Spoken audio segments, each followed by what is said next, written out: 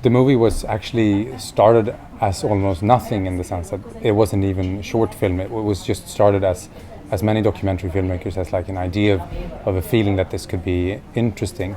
I decided, because I heard from a friend that she was going to sit there for a few days, and I said I will give it like 1 or 2 days just to recce and see kind of if this is interesting.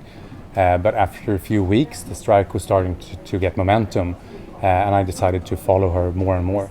And I think somewhere in the winter of 2018, the movement was, strikes were popping up in Belgium and in Australia with 15s and 10s of thousands of people. And by then we felt that this can become, more of a film, actually. No, but I think for the audience, and for me in the beginning as well, it was that she was very, very funny. And her way of seeing the world is very frank, and she's very, very honest about what she thinks, and that results in that she's actually very funny. Sometimes we used to joke, me and her, that if she wouldn't become an activist, maybe she could be a comedian or something in the future instead. So that was surprising me.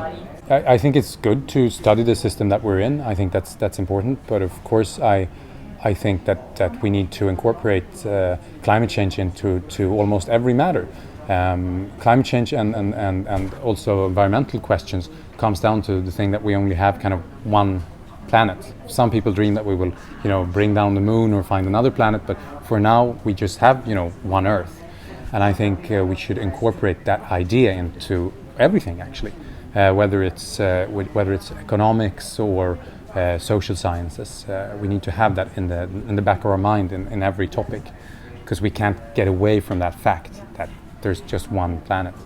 Yeah, I think that the COVID crisis shows that we can only focus on kind of one crisis at the same time, which is very worrying, because time is continuing to tick, and pollution is continuing to get out in the atmosphere at the same time right now.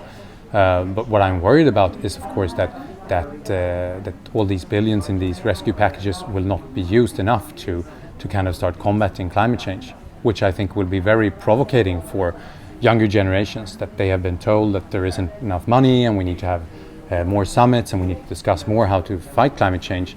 But when the COVID crisis comes, suddenly there are billions and billions of euros in support packages.